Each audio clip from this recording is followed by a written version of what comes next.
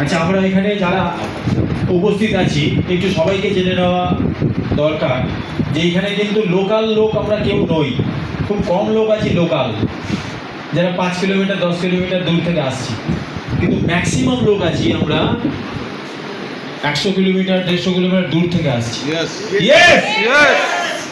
তো এইরকম একটা সভাতে আমরা প্রত্যেক সপ্তাহে আমরা একই জায়গায় আসছি, তার পিছনে একটা কারণ আছে। তো এই কারণটা হচ্ছে আমাদের স্বপ্ন। আমাদের কিছু স্বপ্ন আছে, সেই স্বপ্নগুলো আমরা দেখতে ভুলে গেছিলাম, কিন্তু এইরকম একটা প্ল্যাটফর্ম, এরকম একটা সিস্টেম পাওয়ার পর আমাদের সেই স্বপ্নগুলো বাস্তবে পূর্ণ করার জন্য কিন্তু আমরা এখানে আসছি। তো এইটা দূরত্বটাকে কত কাছে এনে দিয়েছে, শুধু আমাদের একটা স্বপ্ন, আমাদের একটা থিঙ্কিং যে আমরাও পারি। আমরা ভুলে গেছিলাম বাস্তব কি বলে, রিয়েলিটি কি আছে, যে আমাদের যা এডুকেশন আছে, আমাদের যা ক্যাপাসিটি আছে, আমাদের যে স্কিল আছে, কিংবা আমাদের যা অর্থ আছে, সেইটা দিয়ে আমরা একটা লিমিট পর্যন্ত আমাদের নিজেকে দেখতে পাচ্ছিলাম। ওর বাইরে আমরা কেউ কোনো দিনই সেই স্বপ্নর যে লাইফটা আমরা দেখছি, এখন দেখছি, কিন্তু আগে আমাদের ধরা পড়েনি। তো সেই রকম স্বপ্ন আমাদের মধ্যে পুরোপুরি আমরা বিলিভ করে ফেলেছি যে ওই রকম স্বপ্ন আমাদের দেখা উচিত, কেন এত সুন্দর একটা প্ল্যাটফর্ম আমরা পেয়ে গেছি। এবারে ওটা তো ভীষণ যে আমরা কোটিপতি হব, আর আমাদের মাধ্যমে হাজার হাজার লোক কিন্তু কোটিপতি হবে। তার জন্য একটা বড় প্ল্যাটফর্ম চাই, সেটা পেয়ে গেছি।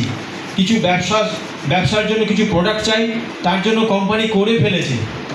ওই প্রোডাক্টগুলো হাজারো হাজারো লাখো লাখো লোকের কাছে ডিস্ট্রিবিউশন করলেই আমরা এই কাজের মধ্যে যদি নিজেকে জড়িয়ে দিতে পারি, যে এত সুন্দর একটা সাবজেক্ট যেখানে স্বাস্থ্যের সঙ্গে আমাদের অর্থনৈতিক ব্যবস্থাটাও তাকে আমরা অফার দিতে পারি, আর তাকে আমরা গিফট দিতে পারি, তার সঙ্গে আমরা হেল্প করে তাকে তার স্বপ্নের জায়গায় পৌঁছে দেওয়ার জন্য যে লড়াইটিতে আমরা নেমেছি, এইটা করতে করতে কী হবে, সমাজটাও চেঞ্জ হয়ে যাবে, আর আমরা আমাদের স্বপ্নের দিকে আস্তে আস্তে আস্তে আস্তে পৌঁছে যাব।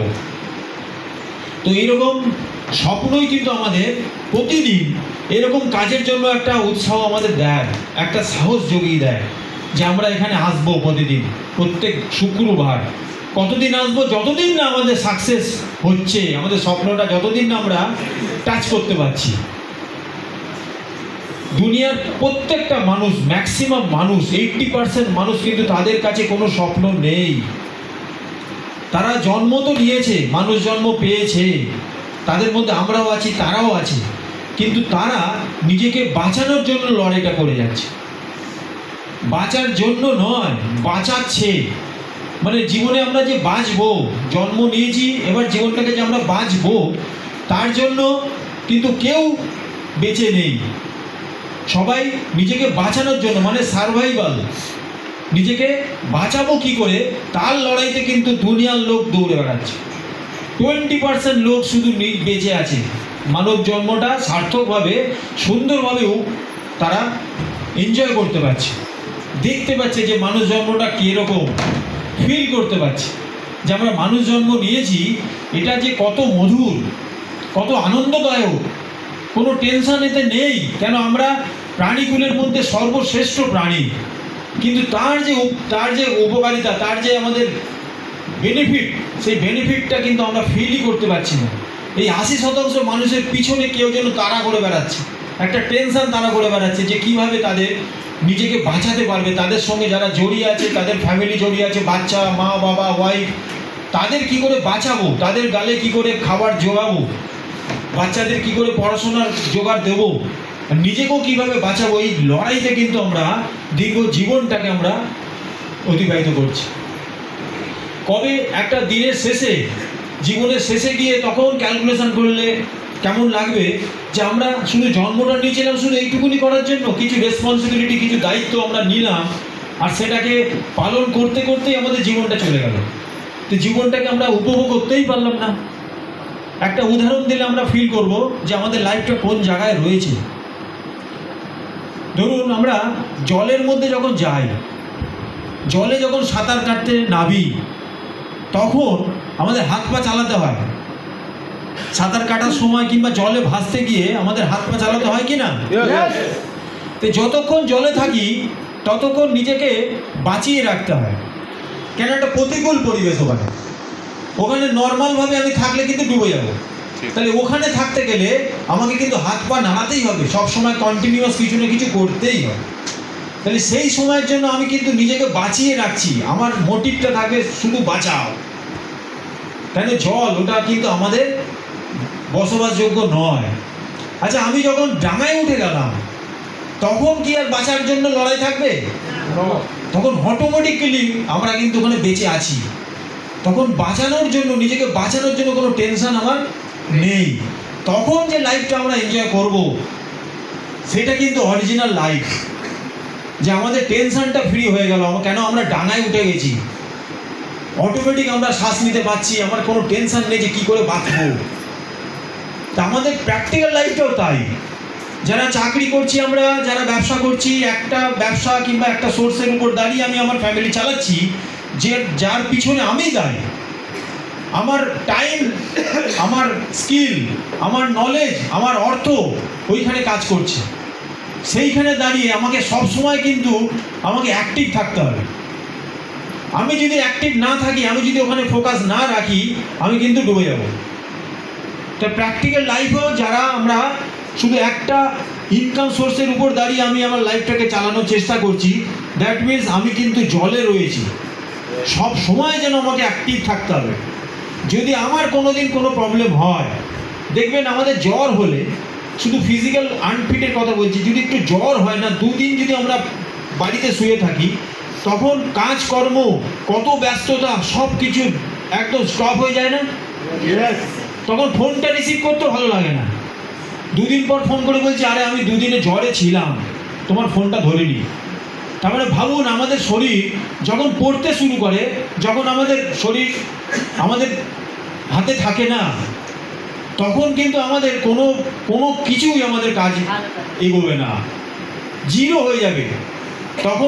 তখন যদি মনে হয় যে কিছু কাজ করতেই হবে, আমার এই কাজটা না করলেই হবে না, তাও কিন্তু পারমিট করবে না, কেন শরীর বসে গেছে। তাহলে আমরা প্রত্যেকটা দিন, প্রত্যেকটা বছর, প্রত্যেকটা মাস অ্যাক্টিভ থাকতে পারি কি? অ্যাক্টিভ থাকতে পারি না। মাঝখানে কিছু না কিছু হচ্ছে, আমাকে সিগন্যাল দিচ্ছে যে যদি শরীরে কিছু হয় তাহলে তো টোটালি স্টপ হয়ে যাচ্ছি। তাহলে কর্মজীবনও যদি আমি 20 বছর 30 বছর আমি সংসার চালিয়ে যাচ্ছি আমার একটা সোর্সের উপর, তাহলে মাঝখানে যদি আমার কিছু শারীরিক কিছু প্রবলেম হয়, তখন আমার এই সিস্টেমটা কি করে চলবে? তাহলে আমাকে কি করতে হবে? আমি জলের মধ্যে থাকতে থাকতে আমাকে শুধু প্ল্যানিং করতে হবে কবে আমি ডাঙায় উঠবো। ডাঙায় ওঠা মানে ইনকামের জন্য আমাকে কোনো টেনশন নিতে হবে না। ইনকাম করার জন্য ঘর থেকে বেরোতে হবে না। ইনকাম করার জন্য আমাকে কোনো পরিশ্রম করতে হবে না। তবে আমি ডাঙায় উঠলাম। তাহলে যেই দিন আমি ডাঙায় উঠবো, সেদিন আমার হয়ে অন্য লোক কাজ করবে, আমার হয়ে অন্য লোক একটা টিম সেটিং থাকবে, তবে আমি ডাঙায় উঠতে পারবো। তাহলে দুনিয়ায় যত মানুষ লড়াই করছে, সবাই কিন্তু জলে সাঁতার কাটছে। কিছু মানুষ 20% মানুষ কিন্তু ডাঙায় উঠে দেখছে যে এত মানুষ জলের মধ্যে কন্টিনিউ কি করে সাঁতার কেটে যাচ্ছে। আর আমরা দেখতে পাচ্ছি যে কোনো লোকটা কালো জলে চান করছে, কালো জলের মধ্যে সাঁতার কাটছে, কোনো লোকটা ঘোলা জলে সাঁতার কাটছে, কোনো লোক একটু পরিষ্কার জলে সাঁতার কাটছে। যে কালো জলে সাঁতার কাটছে সে ভাবছে আমার জগৎটাই কালো, পুরো জগৎটা জলই কালো।